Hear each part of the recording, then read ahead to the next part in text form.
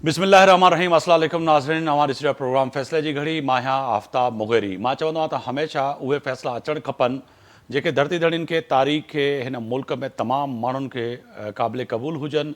अॼु तय आहे त 44 साल पहिरियां जो फ़ैसिलो जेको अचणु खपे उन वक़्तु अॼु यकीनी तौर ते घटि में घटि मुंहिंजी ज़िंदगी में ऐं जेके हिन वक़्तु तव्हां स्क्रीन ते असांखे ॾिसो पिया अव्हांजी ज़िंदगी में उहो फ़ैसिलो 44 सालनि खां पोइ आयो जंहिंजो न सही पाकिस्तान पीपल्स पार्टी मगर तमामु जेके बि सियासी धुरियूं आहिनि उन्हनि खे इंतज़ारु हो त को अहिड़ो फ़ैसिलो अचे जेको तय आहे त इहो जेको दाग़ अदालती निज़ाम ते लॻल आहे उहो बि धोइजी वञे ऐं ख़ासि तौर ते उन मज़लूम खे जंहिं बानी आइन खे जेको आहे फांसी ते चढ़ाए छॾियो घटि में घटि उनखे बि इंसाफ़ मिली सघे।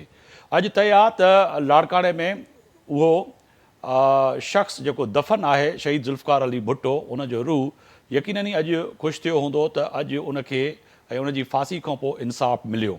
पर तय आहे त इन अॼु फ़ैसिले जी घड़ी में जॾहिं उहे मनाज़िर तारीख़ में अया बि हूंदा ऐं तारीख़ में यादि बि कया वेंदा त अॼु बिलावल भुट्टो ज़रदारी जहिड़ी रीति उन वक़्तु जॾहिं चीफ जस्टिस काज़ी फ़ाइज़ ईसा साहब फ़ैसिलो ॿुधाइनि पिया त उन वक़्तु उहे लुड़क उहे जेके ॻोढ़ा वहनि पिया यकीनन ई उहे हर उन जमहूरी इंसान जा ॻोढ़ा हुया जेके पाकिस्तान जे आइन ऐं जमहूरियत ते यकीन रखनि था। अॼु तय आहे त पाकिस्तान जे उन आइन जी जेको आहे सो चइजे सघिजे थो त उन जी जीत थी चुकी आहे ऐं हार उन डिक्टेटर ऐं आमिर जी थी जंहिं हमेशह सोचियो हूंदो त शायदि शहीद ज़ुल्फ़िकार अली भुट्टो खे फांसी ते चाढ़े ऐं हमेशह इनखे लाड़काणे ऐं पाकिस्तान ऐं सिंध जी ज़मीन में दफ़न कंदासीं त शायदि ईंदड़ वक़्त में ईंदड़ नसल उनखे यादि रखंदो। पर तय आहे त जॾहिं इंसानु सचो हुजे ऐं जॾहिं इंसानु पंहिंजे आइन ऐं जमहूरी प्रोसेस ते यकीन रखंदो हुजे त इंसाफ़ कॾहिं न कॾहिं मिलंदो आहे। पाकिस्तान में यकीनी तौर ते देरि जेको आहे सो इंसाफ़ मिलियो पर दुरुस्त इंसाफ़ अॼु पाकिस्तान में 44 सालनि खां पोइ शहीद ज़ुल्फ़िकार अली भुट्टो वारी फांसी जो इंसाफ़ अॼु यकीनी तौर ते मिली चुको आहे। इन में जेतिरा बि मां लफ़्ज़ मिलाया उहे इंतिहाई घटि आहिनि।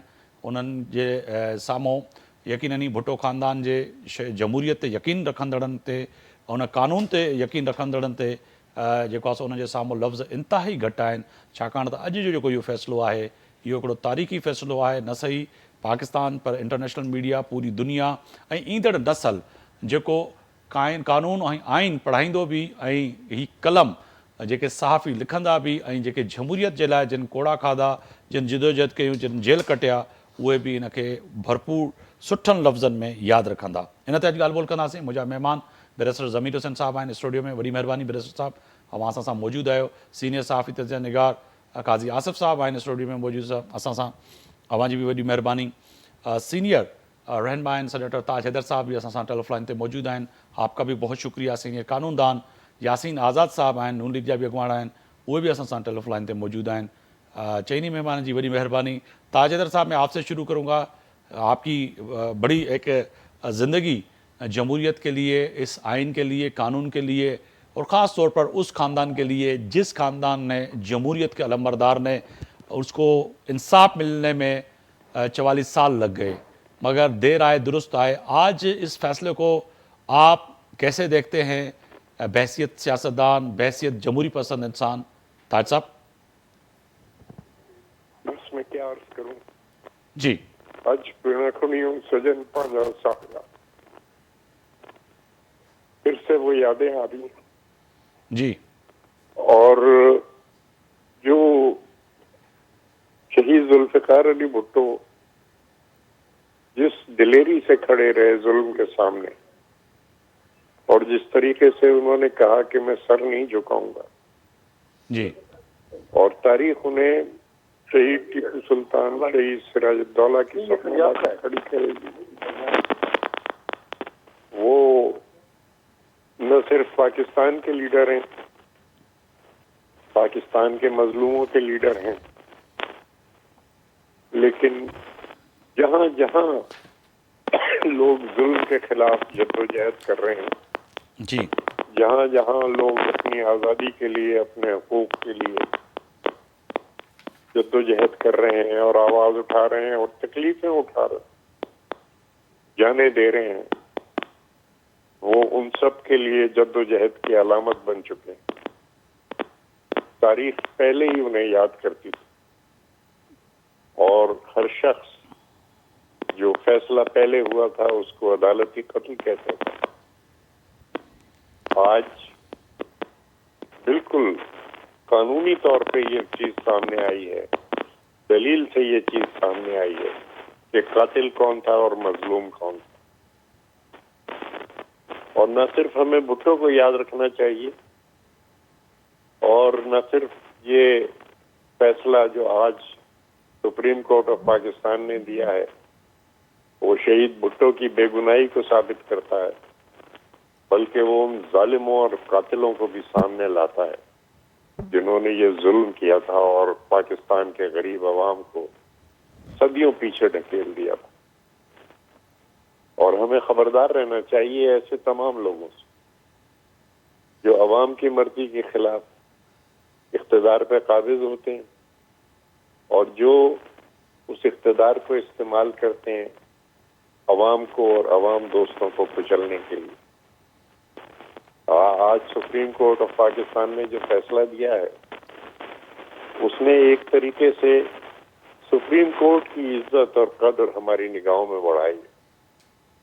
وہ یہ کہ ہوتا تو یہ تھا کہ ظلم ہوتے تھے اور شاید سب سے زیادہ ظلم عدالتوں کے ذریعے ہوتے تھے، لیکن انہوں نے کہا اور صاف کہا، اور ہر ادارہ اپنے پچھلے آنے والوں کو بچاتا تھا، لیکن انہوں نے کھل کے کہا کہ ہمارے جو پیچھے پہلے آئے تھے انہوں نے یہ ظلم کیا اور جو مظلوم تھا اس کو انصاف نہیں ملا۔ ذوالفقار علی بھٹو اپنی قبر میں ہیں، لیکن وہ اس قبر سے ظلم کو للکار رہے ہیں۔ جی، انہیں بار بار قتل کیا جاتا ہے۔ جب بھی کہیں آواز اٹھتی ہے تو جو ظالم ہیں وہ جب بھی کسی پہ ظلم کرتے ہیں تو ذوالفقار علی بھٹو اپنی قبر سے للکارتے ہیں۔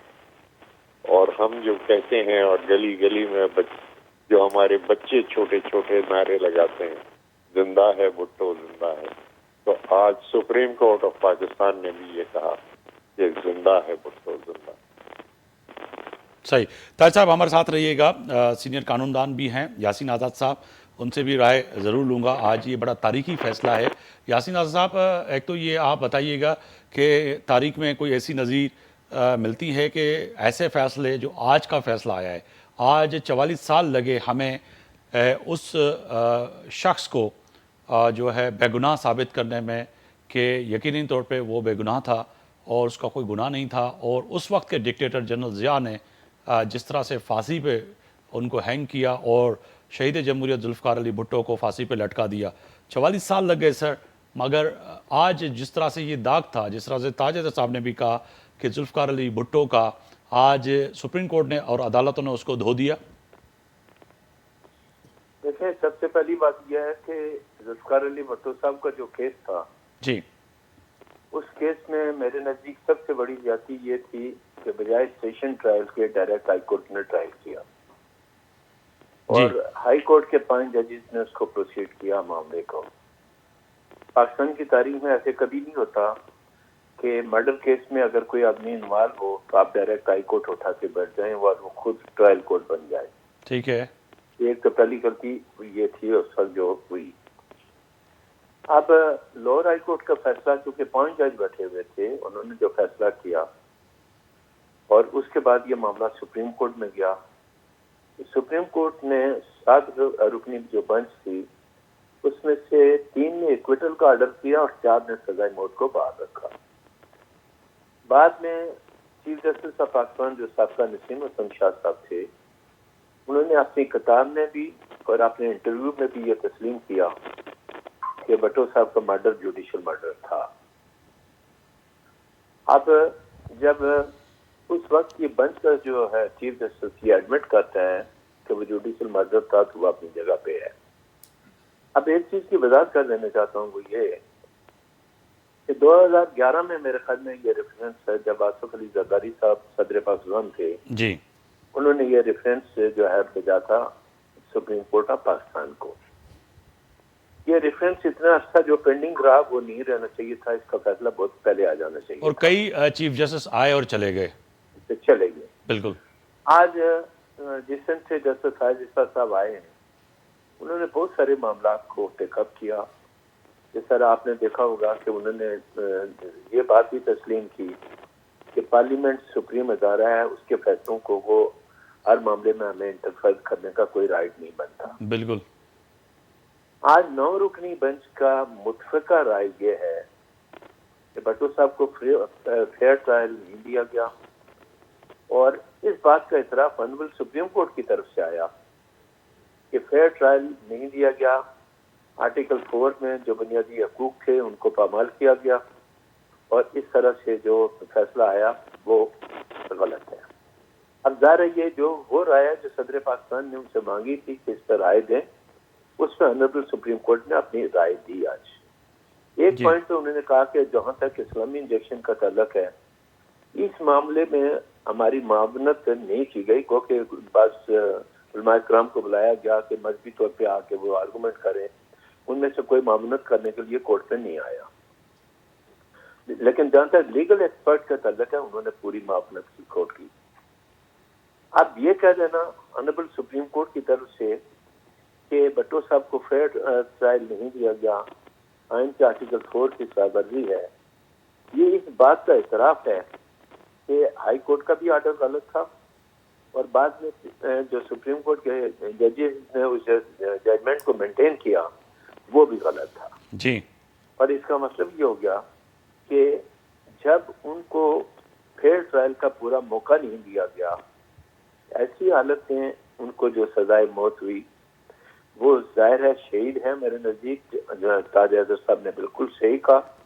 اور اب سوال یہ پیدا ہوتا ہے کہ یہ جو رائے آنریبل سپریم کورٹ کی ہے یہ اب واپس جو ہے پریزیڈنٹ آف پاکستان کو جائے گی. یہ موقع کی مناسبت دیکھیں، قدرت کی ذات بہتر فیصلے کرتی ہے کہ اب جب یہ رائے گی تو انشاءاللہ تعالیٰ 9 مارچ کو اسد زرداری صاحب اس ملک کے پھر چیئر پریزیڈنٹ ہوں گے. جی. اللہ کو منظور ہوا وہ ایک بڑے مارجن سے ہوں گے. اس رائے کے مطابق جو سپریم کورٹ نے آج رائے دی، جی. اس رائے کے مطابق فردر جو اقدام ہے وہ جو صدر صاحب ہوں گے وہ اپنے لیگل ایکسپرٹ کے مشورے سے آگے بڑھیں گے.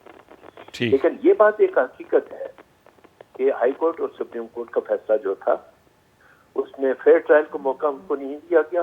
صحیح. ان کو آئین کے آرٹیکل 4 کی خلاف ورزی کی گئی، ان کا بنیادی حقوق بری طرح سے عمال کیا گیا. لہذا ان حالات میں آنریبل سپریم کورٹ کا یہ اعتراف کر لینا کہ ہم اپنی غلطیوں کو درست کرنے کے لیے آئے ہیں بہت بڑی بات ہے. بہت بڑی بات ہے. اور ہمیں فیصلے کو ویلکم کرنا چاہیے. میرے نزدیک یہ رائے جو انہوں نے دی ہے ایک جملے کے اندر پوری فیکچوئل پوزیشن کو انہوں نے ڈیسائیڈ کر دیا کہ فیئر ٹرائل کا موقع نہیں دیا گیا. اس کا اگر ڈیٹیل سے آپ دیکھیں گے اس میں سب کچھ انکلوڈ ہو جاتا ہے جو کچھ پروسیڈنگ کے حوالے سے. ٹھیک ہے سر. یاسین آزاد صاحب آپ بھی ہمارے ساتھ رہیے گا. میرے ساتھ جو اسٹوڈیو میں مہمان ہیں میں ان کو بھی پروگرام میں شامل کروں.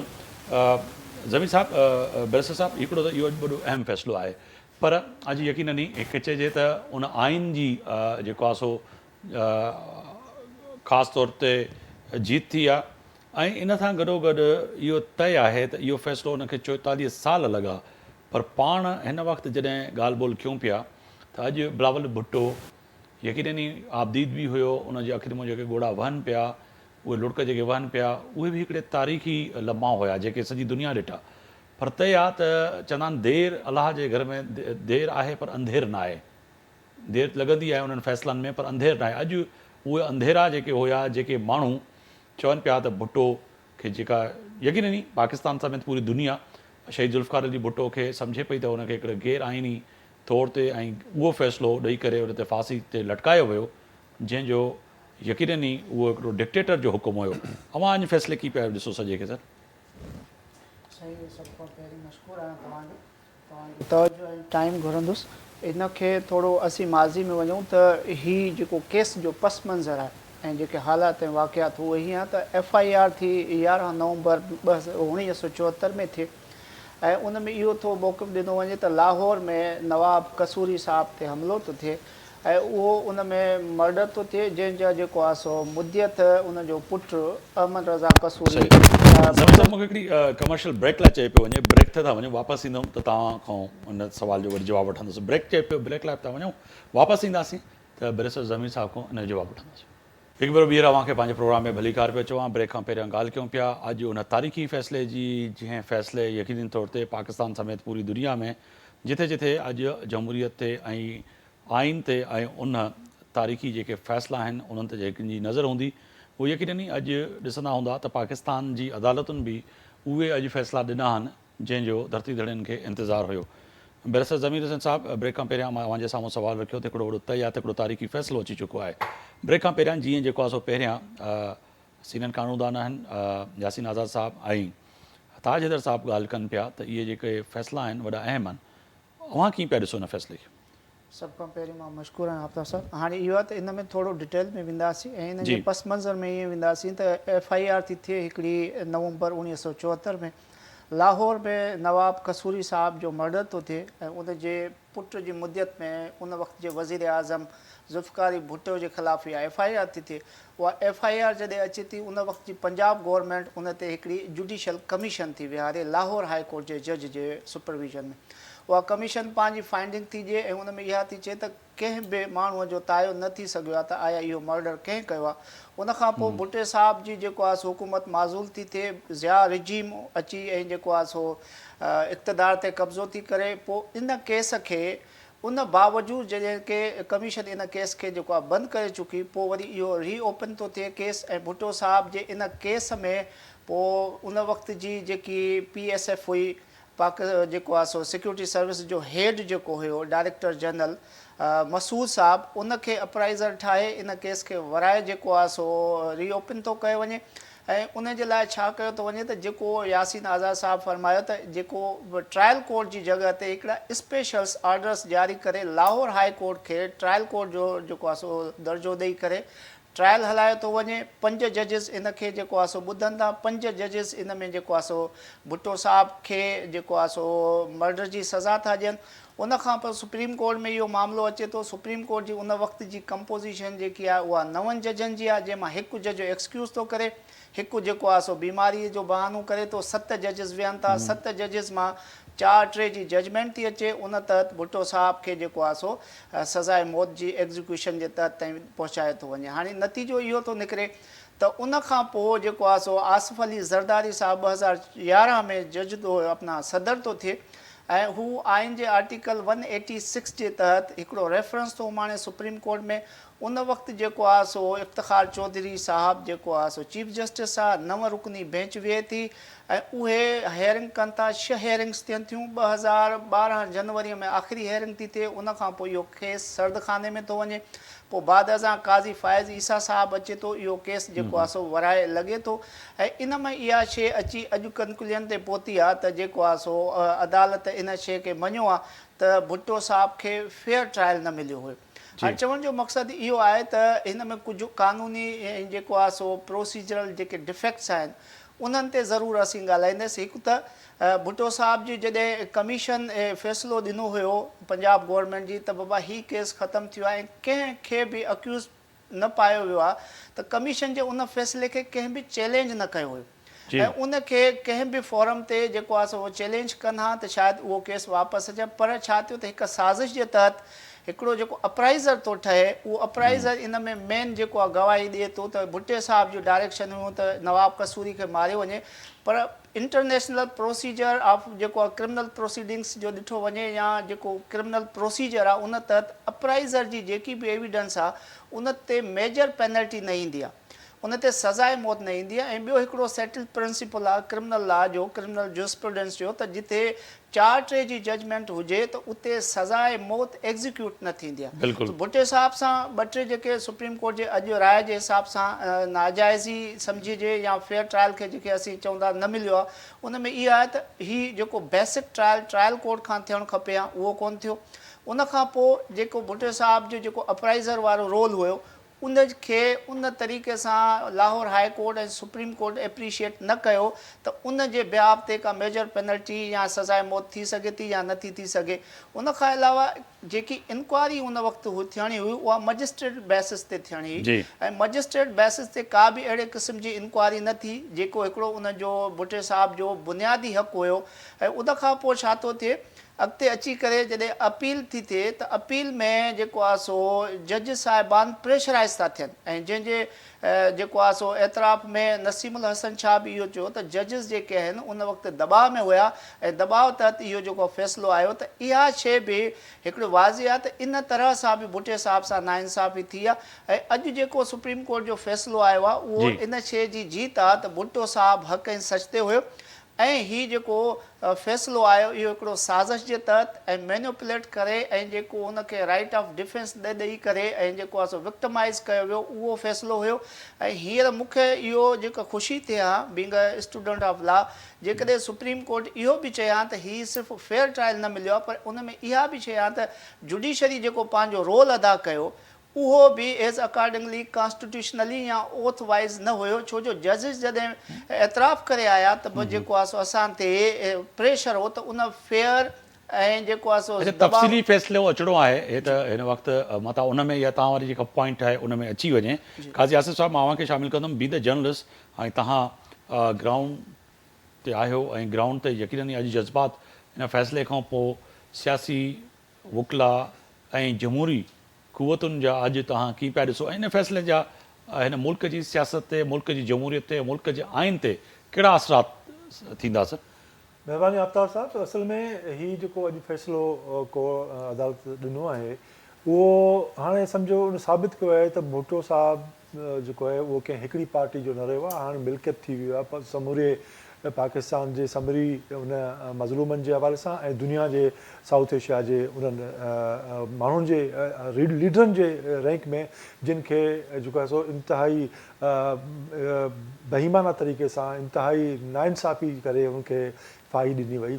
44 सालनि खां पोइ अॼु जेकॾहिं साबित थिए त जंहिंखे असां फाही ॾिनी हुअसीं उहो बेगुनाह हुयो त इन खां वधीक ॿी कहिड़ी हाणे उनजी ज़िंदगी केरु वापसि करे सघे थो ऐं उनजो नुक़सानु जेको पाकिस्तान खे पियो उनजो तक़रीबन असां ॾिठोसीं मूंखां वधीक त ताज हैदर साहब ऐं यासीन आज़ाद साहब खे ॿियनि दोस्तनि खे ख़बर हूंदी पर असां जेको ॾिठो आहे त पाकिस्तान जा ज़ुल्फ़कार अली भुट्टे खे फाही ॾियण खां पोइ पाकिस्तान जा तक़रीबन सभु जो सभु इदारा जेके आहिनि उहे भुट्टो जे उन शइ खे ख़तमु करण जे लाइ पंहिंजा वसीला पंहिंजूं शयूं इस्तेमालु कंदा रहिया त जीअं इन पार्टी खे या उनजे भुट्टे साहब जे जेके नज़रियो उनखे ख़तमु करे सघिजे पर इहो थियो न। भुट्टो साहब बिल्कुलु दुरुस्त आहे त उहो पंहिंजे जीअं पाण लिखियो बि हुयईं पंहिंजे किताब में त मां जेको आहे सो क़बर मां बि विढ़ंदो रहंदुसि ऐं उहो क़बर मां बि विढ़ंदो रहियो अवाम जे विच में रहियो। सभ खां वधीक इंसानी हवाले सां पाकिस्तान खे जेको 4 सालनि में जेको आहे सो 72 खां वठी 71 खां वठी जेको 72 खां 77 ताईं जेको पाकिस्तान खे हुन ॾिनो उहो एतिरो घणो आहे जंहिंजो तफ़सील जेकॾहिं ॻाल्हाइजे त उहो तमामु घटि आहे ऐं तमामु वॾियूं कामयाबियूं हुन हासिलु कयूं ऐं मुआशी हवाले सां पाकिस्तान खे बुरान मां कढी अचण खां पोइ अकेला ई जेका इंटरनेशनल लेवल ते पाकिस्तान जी हुई आलमी बिरादरी में उनखे उन में ॻंढण सां गॾु इंसानी हक़नि जूं ख़ुदि सभ खां वॾी ॻाल्हि त 73 ताईं पाकिस्तान जी रियासत जेका आहे उहा सूबनि जेके मुख़्तलिफ़ सूबनि जे एग्रीमेंट तहत वजूद में आई हुयूं पर उन्हनि जो को दस्तावेज़ कोन हुओ उनखे गॾे हलाइण जे लाइ का जेका डॉक्यूमेंटेशन न हुई। 73 जो आइन पहिरियों दफ़ो पाकिस्तान खे हिकिड़े रियासत जो जेको आहे सो तसवर जे तौर ते खणी आयो। उन माण्हू खे फाही ते चाढ़े छॾणु तमामु नंढड़ी हिकिड़ी ॻाल्हि जे करे जंहिंजो को कंहिं ख़ुदि इन कोर्ट में जॾहिं प्रोसीजर हलियूं पए त उन में बि इहो चयो वियो त अहिड़ो त कंहिं ॿिली खे बि अहिड़ी सज़ा न ॾिजे केस में जंहिंमें जेको आहे सो हेॾे वॾे लीडर खे जेको आहे फाही चाढ़ियो वियो। त हिकिड़ो जेको वरी ख़ुदा बख़्श में जेको हिकिड़ो माण्हू सुतो पियो आहे ऐं जंहिंजे लाइ अॼु इस्लामाबाद जी सुप्रीम कोर्ट में जस्टिस फ़ाइज़ ईसा जेको जी सरबराही में जेको सभिनी जजनि हिकिड़ो फ़ैसिलो ॾिनो आहे उहो तारीख़ जो हिकिड़ो रोशन बाब आहे ऐं जेको दाग़ जेको सुप्रीम कोर्ट ते हुयो मां इहो न चवंदुसि त को रुॻो जज दॿाउ में हुआ बल्कि मौलवी मुश्ताक त दॿाउ में न हुयो मौलवी मुश्ताक जी पंहिंजी ख़्वाहिशी इहा हुई त उहो थिए अहिड़ा कहिड़ा केतिरा जज हुआ कुझु जज हुआ जिनखे जे मथां दॿाउ ज़रूरु हुयो ऐं कुझु जी पंहिंजी ख़्वाहिश हुई त भुट्टो साहिब खे जेको आहे सो हिन हस्ती तां हटायो वञे ऐं उन्हनि हटाए में कामयाबु थी विया ऐं उन में रुॻो पाकिस्तान न पर आलमी क़ुवतूं बि उन में शामिलु हुयूं ऐं उन में जेके दुरियूं हुयूं मुंहिंजो त इहो आफ्ताब साहिबु मां इहो चवंदुसि त सुप्रीम कोर्ट जेको बि फ़ैसिलो ॾिनो ज़ाहिर आहे हाणे जीअं यासीन आज़ाद साहिबु फरमायो त उहो प्रेसिडेंट ॾे दुबारा वरी वापसि वेंदो ऐं इतफ़ाक़ आहे त उन वक़्तु वरी प्रेसिडेंट साॻियो ई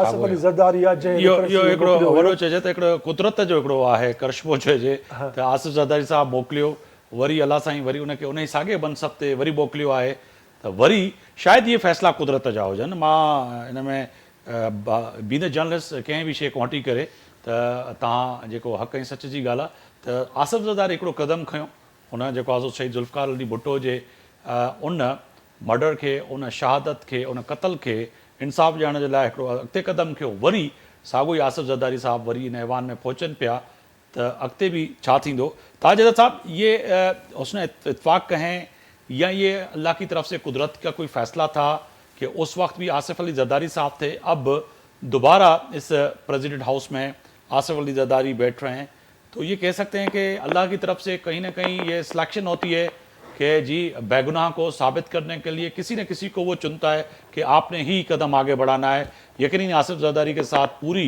पाकिस्तान पीपल्स पार्टी और जमहूरी क़ुव्वत और कानूनी और आइनी क़ुव्वत जो थी वो भी उनके साथ थी मगर अगर दोबारा फिर आसिफ अली ज़रदारी इस ऐवान में आ रहे हैं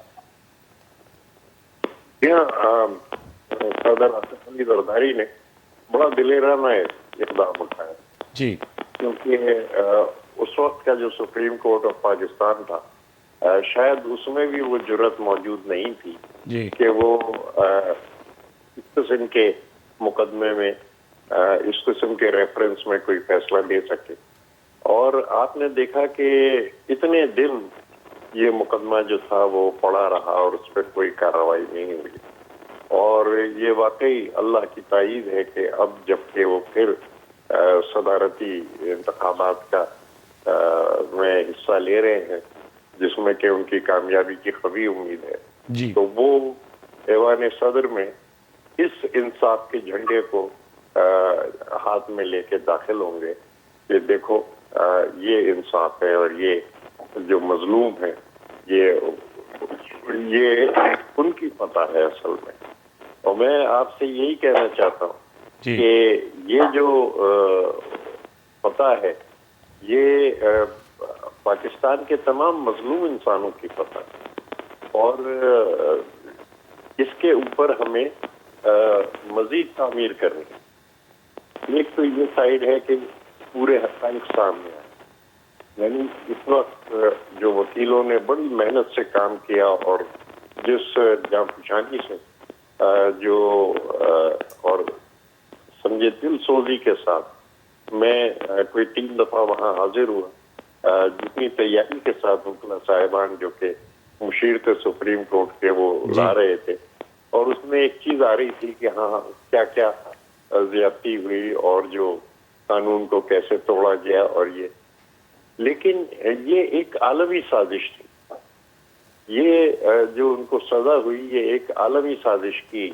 का नतीजा थी कि जिसमें जो मुकामी जालिम थे वो बैनुल-अक़वामी जालिमों का की ताबेदारी कर रहे थे तो मेरे ख्याल से अब हमें आगे बढ़ना चाहिए और हमें ये भी मालूम करना चाहिए कि आखिर क्यों ये ज़ुल्फ़िकार अली भुट्टो के पीछे पड़ गए क्यों उनको शहीद किया क्या बात थी और न सिर्फ उनको शहीद किया पूरे घर को तबाह कर दिया बिल्कुल अरे जालिमों कोई खौफ खुदा है तुम्हारे अंदर कि पूरे घर को तबाह कर देते भाई बहन बेटी सब इस तरीके से चले गए तो ये तमाम चीजें जो है ये तमाम तारीख के तालिब इल्मों के लिए और सियासत के तालिब इल्मों के लिए ये बड़ी अहम है कि ये चीजें सामने आए कि आखिर ये साजिश क्या थी। बिल्कुल। किसी भी जज की कोई, ठीक है chief justice Punjab high court थे, जिनको लाहौर हाई कोर्ट, जिन्हें कोई जाती भी शहीद से एक मुखासमत थी और खिलाफ थे वो जाती तौर पे, लेकिन बहुत से जज उसमें ऐसे थे कि जिन्हें कोई भी जाती जो था वो शहीद जुल्फ़िकार अली भुट्टो से कोई झगड़ा उनका नहीं था, लेकिन जो दबाव डाला गया और उसकी वजह से, जैसे कि एक जज ने कहा कि जी हमने मसलहत ये की और हम पे दबाव था और ये तमाम चीजें, दबाव डालने वाले कौन थे और वो किसके गुलाम थे और किसकी इशारों पे वो काम कर रहे थे। जी। मेरे ख्याल से जो अवाम का और साम्राज्य के दरमियान एक तजाद है, उसको समझने के लिए ये भी जरूरी है कि मुहक्किकीन अब काम करें, इसके ऊपर रिसर्च करें कि हाँ ये थी क्या साजिश और ये साजिश किस तरीके से पाकिस्तान को तबाह करने के लिए शायद अब तक हो रही है, कि किस तरीके से हमें दूसरों का, क्या जुल्फ़िकार अली भुट्टो का कसूर है, यही ना कि वो पाकिस्तान को के गरीबों को अपने पैरों पे खड़ा करना चाहता था, पाकिस्तान को खुद निसारी देना चाहता था। वो जो एक भीख के लिए हाथ फैला हुआ था पाकिस्तान का और दूसरे आलम इस्लाम के ममालिक का, उसको वो झटकना चाहता था और कहना चाहता था कि नहीं, हम अपने वसाइल से अपने अवाम को तरक्की देंगे या हम अल-कुद्स को आज़ाद करेंगे, या ये कि तीसरी दुनिया के तमाम मजलूम जो वो एक दूसरे के भाई हैं, ये एक मुश्तरका जद्दोजहद है। तो आखिर क्या किया गया और किस तरीके से शहीद जुल्फ़िकार अली भुट्टो को शहीद किया गया, मेरे ख्याल से यहाँ से हमें आगे बढ़ना चाहिए और इन तमाम जो वजूहात हैं इनको भी देखना चाहिए, ताकि आइंदा नस्लें हमारी तो खबरदार रहें कि देखो इस किस्म की चीज़ें होती हैं, इस किस्म की बातें। सर, चीफ जस्टिस साहब फरमा रहे हैं और कहीं ये भी है कि कई फैसले ऐसे तारीख में जो हैं, आपको भी पता है, हमें भी पता है, जो भरे पड़े हैं, जो गलत फैसले हैं, मगर अगर ये दुरुस्ती पहली दफ़ा चीफ जस्टिस पाकिस्तान ने की है और इस अदालत ने की है, तो समझते हैं कि जो बाकी जो फैसले हैं जो गलत हुए हैं, अब उनको भी दुरुस्त करने का वक्त आ गया है, या आगे जाके आप समझते हैं कि ड्यूटी जो है। मैं खासतौर से शहीद जुल्फ़िकार अली भुट्टो के मुकदमे पे जोर देना चाहता हूँ। जी जी। वो इसलिए कि ये मतलब जजों से गलत फैसले होते हैं और ये तमाम चीजें होती हैं और ये बड़ी बदकिस्मती है हमारी कि हम असल हक़ाइक़ पर बावक़ात हमारी अदालतें नहीं पहुंच जाती, लेकिन ये एक बैनुल अक़वामी साजिश है कि जिसको समझना जरूरी है। और क्यों ये जो मगरबी साम्राज्य था ये शहीद जुल्फ़िकार अली भुट्टो की जान के दर पे हो गया। एक और भी इसमें गवाह था जिसने कहा था कि हम तुम्हें निशान इबरत बनाएंगे, जो कह के गया था जी, और उसने, और वो भी अब खत्म हो चुका है, अपनी कब्र में। लेकिन ये कि आज उसके मानने वालों को भी पता चले कि जिसको तुम निशान इबरत बना रहे थे वो जिंदा है और वो जो मजलूम है उनकी क़यादत कर रहा है। बिल्कुल बिल्कुल, आपने वजह फरमाया। मैं यही सवाल जो निशान इबरत वाला है सामने रखूंगा काजी आसिफ के सामने। काजी साहब जेका ॻाल्हि कनि पिया ताजेदर साहब, त निशान इबरत बणाइण जी जेका ॻाल्हि कई, अॼु उहे पाण निशान इबरत बणियल आहिनि ऐं दुनिया में किथे भी नालो उन्हनि जो नज़र न पियो अचे। हिन वक़्तु भी भुट्टो ज़िंदा आहे ऐं भुट्टो जी जेका उहा आइनी ऐं भुट्टो जी जेका कुर्बानी हुई उहा न सही पाकिस्तान में मगर दुनिया जे केतिरनि ई मुल्कनि में ऐं केतिरनि ई इदारनि में उहा लेगेसी, उहो कानून ऐं आइन पढ़ायो थो वञे। त पोइ तय आहे त जुल्फ़िकार अली भुट्टो ज़िंदा आहे ऐं इबरत जो निशान बणाइण वारा अॼु पाण इबरत जो निशान बणिया पिया आहिनि।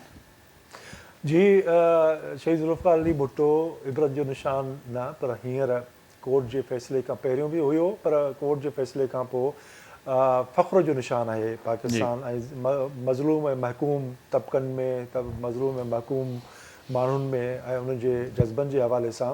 त उनजो जेको विजन हुयो या उनजो जेको तरीक़ेकार हुयो, ज़ाहिर आहे आलमी साम्राज्य खे जेकॾहिं तव्हां को बि टी दुनिया जो मुल्क जो हिकिड़ो ग़रीब मुल्क जो हिकिड़ो ग़रीब सूबे जो हिकिड़े ग़रीब इलाइक़े सां तालुक़ु रखंदड़ अॻुवाण जॾहिं ॿाहिरि निकिरी उहो ललकार करे थो त इहा का सवली ॻाल्हि त कोन्हे त आलमी साम्राज उनखे ईअं माफ़ु करे छॾींदो। बहरहाल पंहिंजे नतीजनि खां जेके नतीजा उनखे ॾिसणा पिया, समूरे ख़ानदान जी, जीअं ताज साहब फरमायो, समूरो ख़ानदान उनजो जेको आहे सो शहीद कयो वियो या उनखे सिफ़ हस्ती सां मटायो वियो। पर उनजो हाणे जेको जीअं मूं पहिरीं गुज़ारिश कई, वारिस जेको आहे उहो दुनिया जूं समूरियूं मज़लूम ऐं महकूम अवाम ऐं ख़ासि तौर ते पाकिस्तान जो जेको आहे सो हाणे जीअं मैं उहे क़ौमूं आहिनि जेके यकीननि अॼु उहे इन समाज में पूरी दुनिया में जेके विढ़नि पियूं हक़ ऐं सच जे लाइ, उन डिक्टेटर जे लाइ, उन आइन जे लाइ, उन जमहूरियत जे लाइ, ईअं चइजे? जी बिल्कुलु।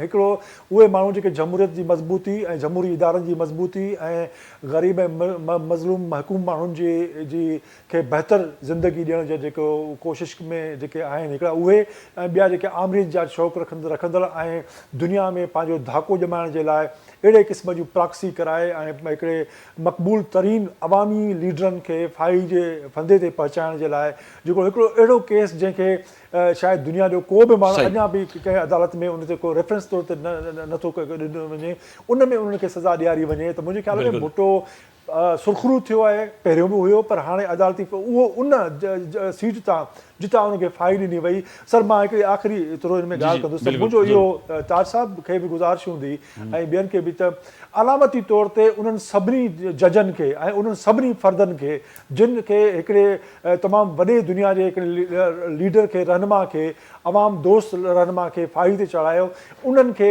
क़ब्रुनि मां कढी ऐं जेको आहे सो उन्हनि खे अलामती तौर ते फाही ॾिनी वञे ताकी ईंदड़ वक़्त में ईंदड़ नसलनि खे इहो जेको आहे उहो रहे। मां तव्हांजी ॻाल्हि यकीननि तामो रखंदुमि त यासीन आज़ाद साहब, काज़ी आसिफ साहब हैं सीनियर सहाफ़ी तज्ज़िया निगार, वो करें अलामी तौर पर जो है जिन जजों ने इतने इस खित्ते के, एशिया के और पाकिस्तान के बानी आइन को जिस तरह से फांसी पे लटकाया, आज अगर यहाँ हो गया है कि जी वो बेकसूर थे, तो अब तो कम से कम उनको सज़ा मिलनी चाहिए। उनको सज़ा कैसे दे सकते हैं, किस तरह से आइन में जगह है नहीं है, मगर जमहूरी क़ुव्वतें कम से कम आने वाले नस्ल को, आने वाले वक्त को, आने वाले फैसला करने वालों को कम से कम ये बताएं कि हमारे साथ हमारे जमहूरी वो लोग जिन्होंने आइन बनाया उनके साथ अगर ऐसा हुआ और आगे होगा तो इस तरह भी हो सकता है। यासीन आज़ाद साहब जी, यासीन आज़ाद साहब सही सुन पा रहे हैं? जी सुन रहा हूँ सर। सर मैंने आपके सामने बड़ा अहम सवाल रखा था। जी जी जी सर, वो सवाल सुना नहीं है, रिपीट। अच्छा, मेरा अहम सवाल ये था कि काजी आसिफ साहब हैं, वो उन्होंने एक बड़ी अहम बात की है कि वो लोग जिन्होंने जुल्फ़िकार अली भुट्टो को जजेस या उन लोगों ने जिन्होंने उस वक्त सज़ा सुनाई, आज तो अयां हो गया, मगर गाजी साहब की तजवीज़ ये है कि कम से कम उनको भी सज़ा मिलनी चाहिए। अब कैसे सज़ा मिलनी चाहिए? अलामती तौर पर सज़ा मिलनी चाहिए या फिर उनको जो है वो तो उनकी तजवीज़ ये कि उनको कब्रों से निकाल के फांसी पर लटकाना चाहिए। सवाल ये पैदा होता है कि उन लोगों में से कितने लोग जिंदा हैं, ये तो मुझे नहीं पता। जी, देखना पड़ेगा कि उनमें कोई है भी या नहीं है। ठीक है। और दूसरा ये बात मैं लीगली ये कहना चाहता हूँ कि प्रॉब्लम ये है कि क्या ये फैसला किसी इंडिविजुअल आदमी का था या सुप्रीम कोर्ट के जजेस का था। ठीक है। लामाला ये सुप्रीम कोर्ट के जजेस का था, एक इदारा जो सुप्रीम कोर्ट का था उसके जजेस थे वो। और आज ऑनरेबल सुप्रीम कोर्ट ने अपनी राय में ये कह दिया कि वो फैसला तकरीबन गलत था। ठीक है, ठीक है। अब उसके खिलाफ क्या कानूनी कार्रवाई हो सकती है, उसमें से कोई अगर जिंदा है तो उसके खिलाफ कोई कार्रवाई होती है तो वो आने वाला वक्त बताएगा, क्योंकि ये रेफरेंस जब प्रेसिडेंट पहुंचेगा, सदर साहब ने फिर बहुत सारी चीजों का फैसला करना है। ठीक है। ज़ाहिर उनकी अपनी कानूनी टीम बैठेगी, वो डिसाइड करेंगे इन चीजों का। लेकिन मेरी अपनी इतलात के मुताबिक 99% मेरे ख्याल में उन लोग में से कोई भी जिंदा नहीं है। बिल्कुल। अब जब जिंदा नहीं है तो अब कब्र से मुद्दे को तो जिंदा कर नहीं सकते या उसको सजा दे सकते हैं, बिल्कुल, या उनके किसी एक्ट के उसके फैमिली के मेंबर को उनको तो सजा नहीं मिल सकती। बिल्कुल, किसी भी सूरत में सजा नहीं दी जाती। ठीक है, क्योंकि वो एक इदारे का फैसला था। बिल्कुल बिल्कुल। और वो इदारा जो हमारी इदारत आलिया और उज़्मा दोनों शामिल है उसमें। हमें इस बात को अप्रिशिएट करना चाहिए कि ऑनरेबल सुप्रीम कोर्ट क्या इतराफ कर लेना कि ये हमसे गलती हुई है। गलती से मतलब है इदारे से गलती हुई है, जो उस वक्त के जज साहिबान थे उनसे गलती हुई है। तो अब ये इस चीज का इतराफ कर लेना मैं समझता हूँ कि बहुत बड़ी बात है। उनमें से कोई अगर इस वक्त दुनिया में होता तो उससे शायद पूछा जा सकता, लेकिन इसकी वजाहत। चलिए सर, दूसरा मैंने जो ताज साहब के सामने सवाल रखा था, यासीन आज़ा साहब, बड़ा अहम सवाल रखा था, क्या हुस्न इत्तेफाक है कि जब रेफरेंस भेजा था तो आसिफ अली जरदारी साहब प्रेसिडेंट थे। अब जब ये फैसला आ गया, जैसे ताज साहब ने कहा कि अब जब president Asif Ali Zardari president house में दाखिल होंगे तो इस फैसले का अलम लेकर वो दाखिल होंगे कि कम से कम आइन और जमहूरियत की और पाकिस्तान में इस अदालत पे जो निज़ाम पे जो लगा हुआ दाग था उसको धोकर और वो अंदर दाखिल होंगे। तो क्या समझते हैं कि वाक़तन अब पार्टी के लिए थोड़ी देर से हट जाते हैं कि क्या नून league, PTI, JUIF, MQM, Jamaat Islami, जितनी भी सियासी जमातें हैं, मगर कम से कम बानी आइन की आज अगर जीत होती है और आसिफ जरदारी वही जीत लेके दाखिल होते हैं तो वो मनाजिर कैसे होंगे और आप इसको कैसे देखते हैं? अच्छा सर, मैंने आपके प्रोग्राम में शुरू में ये बात कही थी जी कि ये राय जब वो जो आज सुप्रीम कोर्ट ने आज राय दी है, 2 दिन के बाद प्रेसिडेंट के इलेक्शन होने वाले हैं और वहाँ आसिफ अली जरदारी साहब मौजूद होंगे। जी, रेफरेंस भेजने वाले भी वही हैं, और जिस दिन वो प्रेसिडेंट हाउस में जाएंगे उससे पहले ये रेफरेंस तो प्रेसिडेंट हाउस पहुंच जाएगा जो उन्होंने राय दी है। जी, इसमें चूंकि डिटेल जजमेंट अभी आना है, डिटेल है। फाइंडिंग अभी बाकी है, ये शार्ट आर्डर है। ठीक है। अब डिटेल आर्डर में ऑनरेबल सुप्रीम कोर्ट के 9 जज साहिबान इस मामले को किस अंदाज में लेते हैं, क्या कहते हैं अपने डिटेल जजमेंट में, हमें डिटेल जजमेंट का इंतजार करना पड़ेगा और देखना पड़ेगा कि डिटेल जजमेंट के अंदर वो क्या कहते हैं।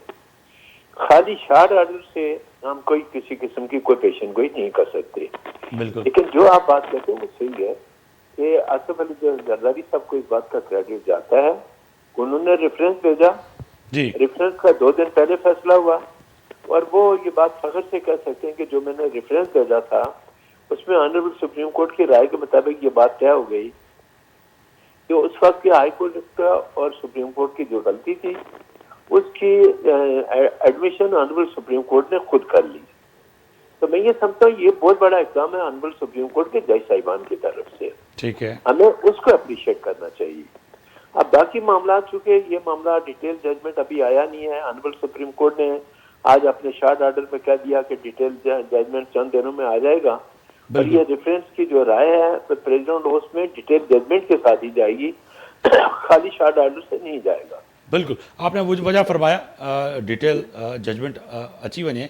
बैरिस्टर ज़मीर साहब, डिटेल जजमेंट ईंदी उन खां पोइ केतिरियूं उन में ॻाल्हियूं हूंदियूं, उहो त बिल्कुलु जीअं ॻाल्हि पिया कनि यासीन आज़ा साहब, त उन ते अॻिते न वक़्तु ॻाल्हाइण बि गैर मुनासिब आहे, छो जो उहा ख़बर न आहे त छा बाइंडिंग थी आहे, छा लिखियो रहियो आहे डिटेल जजमेंट में। पर हिकिड़ी माहिर कानून छा था सम्झो त हिकु त इहो थी वियो फ़ैसिलो त ज़ुल्फ़िकार अली भुट्टो जी जेका फाही हुई उहा हिकिड़ी गैर मुनासिब ऐं ग़लती हुई, उहो त तस्लीम करे छॾियो कोर्ट। पर हाणे डिटेल जजमेंट में हिकिड़ो कानून जे एक्सपर्ट तव्हां छा था सम्झो त छा अचणु खपे? हाणे अर्ज़ु इहो आहे त जेको सदर साहब बि रेफरेंस माणे हो उहो हुयो एडवाइज़री जुरिस्डिक्शन, जी। त उन में इहा शइ हुई त आया इहा जेको सज़ा हुई भुट्टो साहब जी, इहा जेको आहे सो ठहे पई या न पई ठहे, ऐं भुट्टे साहब सां जेकी नाइंसाफ़ी थी आहे जी, उन जो जेको आहे सो इहो हुयो एडवाइज़री जुरिस्डिक्शन में, त उनखे वाज़िब कयो वञे त आया कुझु एस्पेक्ट इहे था चवनि त इहो जेको आहे मर्डर ठहे पियो, कुझु चवनि पिया इहो जेको आहे जुडिशल मर्डर आहे, त उन में हुननि जी एडवाइज़री जुरिस्डिक्शन जे हिसाब सां जेकी लिमिट हुई उहा इहा हुई त हू पंहिंजी राय ॾियनि उन सदारती रेफरेंस से त आया इहो जेको आहे सो भुट्टे साहब सां इंसाफ़ थियो हो या नाइंसाफ़ी थी। ठीकु आहे। उहा नाइंसाफ़ी वारी जेकी ॻाल्हि आहे उहा वाज़िब थी आई। हाणे इहा त डिटेल जजमेंट खां पोइ इहो मुमकिना तौर ते सदर ॾे वेंदो, ऐं सदर उन खां पोइ इन ते छा इनिशिएटिव वठंदो, उहे जेके facts and finding detail judgment में हूंदा, उन खां पोइ ई जेको आहे हिकिड़ो अॻियूं मरहलो हूंदो, आया उन्हनि किरदारनि जे लाइ वरी का नओं रेफरेंस वेंदो जंहिंमें जेको आहे सो उन्हनि खे कयो वञे, या का क़ौमी सतह ते या इदारती सतह ते कमीशन ठहंदी जेकी इहा तायन कंदी त सुप्रीम कोर्ट जे इन बैरिस्टर फैसले खां साहब, पोइ। वक्त जी कभी है, बड़ी मेहरबानी, अवां असांजे स्टूडियो में आयो। ताजर साहब आपका भी बहुत शुक्रिया, सरदार यासीन साहब आपका भी बहुत शुक्रिया, काज़ी आसिफ साहब अवां जी भी वॾी महिरबानी। मां हिकिड़ो जेका लफ़्ज़ चवां, जी जी जल्दी इहो त करामो वयल खे जेकॾहिं क़ब्र मां कढी अमल अलामती तौर ते फांसी ॾेई सघिजे थी जी। त हिननि जे ज़िमेदारनि खे बि ॾेई सघिजे थी। सही आहे, वॾी महिरबानी। अवां सभिनी महिमाननि जी वक़्त जी कमी आहे ऐं डिटेल ऑर्डर ईंदो त उन ते वधीक ॻाल्हाए बि सघंदासीं। अॼु जे प्रोग्राम में एतिरो ई। आफ्ताब मोगरी खे इजाज़त ॾींदा। अल्लाह हाफ़िज़।